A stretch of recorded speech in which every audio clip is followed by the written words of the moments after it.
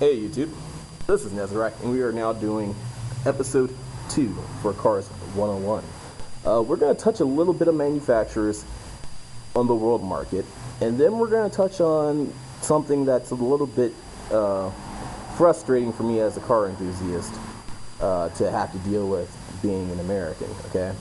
I'm proud to be an American, but this car deal makes no sense, okay? So, firstly, let me say that Ford is Ford everywhere. I said that before.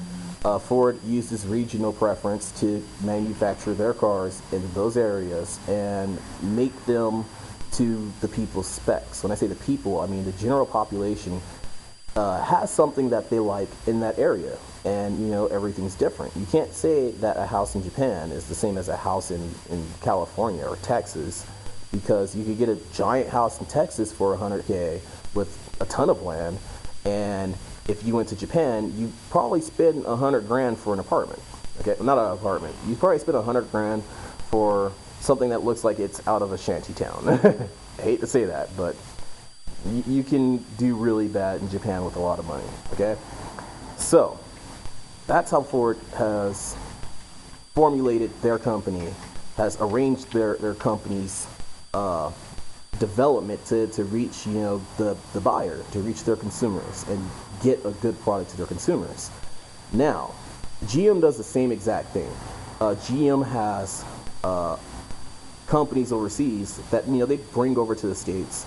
Not the actual companies, but the cars. Like the Pontiac GTO. It's also known as the Holden Monaro. Okay, and that car is Australian. I think it's in the UK too. But the Holden Monaro is a GM product, okay? I forgot all about Holden. I meant to mention it earlier. But Holden, Vauxhall, Opel, all those cars over in the UK that you hear about, those are all GM products, okay? And they all have really badass fucking cars, and it's so sick. The Vauxhall Astra, they have like this Type R Astra that's just gutted, okay? Gutted with like 300 horsepower. Who wouldn't like that? Could you get that car in the States? Hell no, okay? Anyway, before I start bitching, because that's what the next part of this video is going to be, is me bitching. Or better yet, we'll save it for part 2, or part 3. No, we'll probably end up doing it now. So anyway,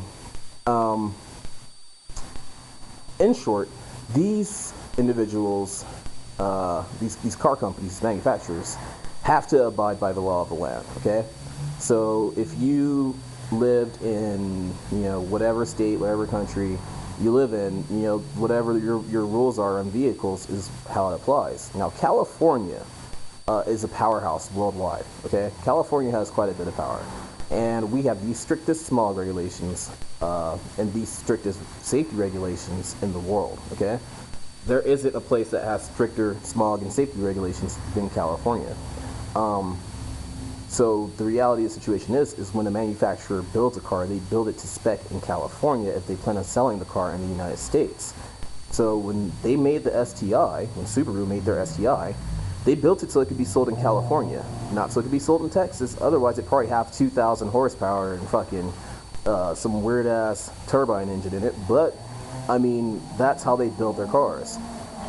And the domestic manufacturers, GM, Chrysler, pretty much everybody. I'm not sure what Chrysler owns in the rest of the world, but I mean, you know, that they follow the same rules. This is why the Ford Focus in the UK is really popular. Even the Ford Escort, the car I showed you guys in the beginning that you're sitting on right now, extremely popular in Europe in general, even in Germany, okay, but not very popular in the States, okay.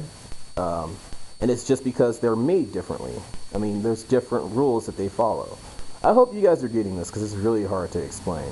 So anyway, we're going to start talking about differences in the manufacturers and how I think corporations are kind of ruining what can be done in the United States. Because let's be honest, regulation is bought and paid for, and people want to keep you filling up your gas tank.